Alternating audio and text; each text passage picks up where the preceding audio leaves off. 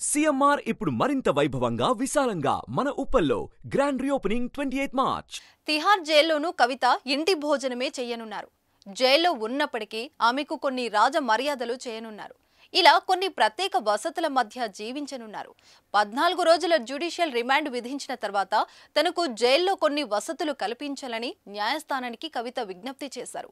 అయితే కొన్ని ప్రత్యేక అనుమతులకు కోర్టు అంగీకరించింది. అదేంటో ఇప్పుడు తెలుసుకుందాం.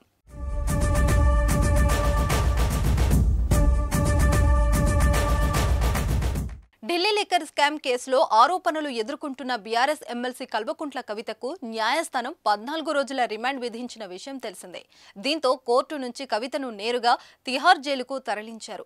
ఏప్రిల్ 9వ తేదీ వరకు కవిత తిహార్ జైల్లోనే ఉండనున్నారు. ఈ సందర్భంగా జైల్లో కవితకు ప్రత్యేక ఏర్పాట్లు కల్పించాలని జైలు అధికారులను కోర్టు ఆదేశించింది. దీంతో తిహార్ జైల్లో కవితకు ప్రత్యేక సదుపాయాలు కల్పించనున్నారు. ఇంటి భోజనం చేయడానికి, జైల్లోనూ బంగారు ఆభరణాలు ధరించడానికి కోర్టు అనుమతిచ్చింది. అలాగే కవిత నిద్రపోవడానికి మంచం, పరుపులు, చెప్పులు, దుస్తులు, దుప్పట్లు, పుస్తకాలు స్వయంగా ఏర్పాటు చేసుకునేందుకు అనుమతి మంజూరు చేసింది. వీటితో పాటు పెన్ను, తెల్ల కాగితాలు, ఆభరణాలు, మందులు తీసుకెళ్లేందుకు అనుమతిచ్చింది.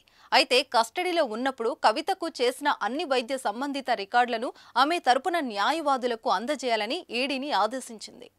మంగళవారం మధ్యాహ్నం సుమారు 2 గంటలకు న్యాయస్థానం 14 రోజుల రిమాండ్ విధిస్తున్నట్లు చెప్పగా ఆ తర్వాత కొద్దిసేపటికే కవితను రౌస్ అవెన్యూ కోర్టులోని ప్రత్యేక సెల్లోకి తీసుకెళ్లారు. సుమారు 3 గంటలు ఆ సెల్లోనే ఉంచారు.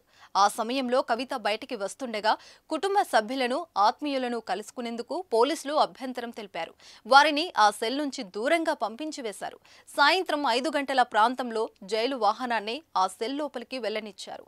కవితను సెల్ లోపలే వాహనంలోకి ఎక్కించుకొని తిహార్ జైలుకు తీసుకెళ్లారు. సుమారు సాయంత్రం 6 గంటల సమయంలో కవిత జైలుకు చేరుకున్నారు. అక్కడ జైలు అధికారులు కవితకు వైద్య పరీక్షలు నిర్వహించినట్టు తెలిసిందే. కవిత కోసం తిహార్ జైల్లో ప్రత్యేక గదిని కేటాయించినట్లు సమాచారం.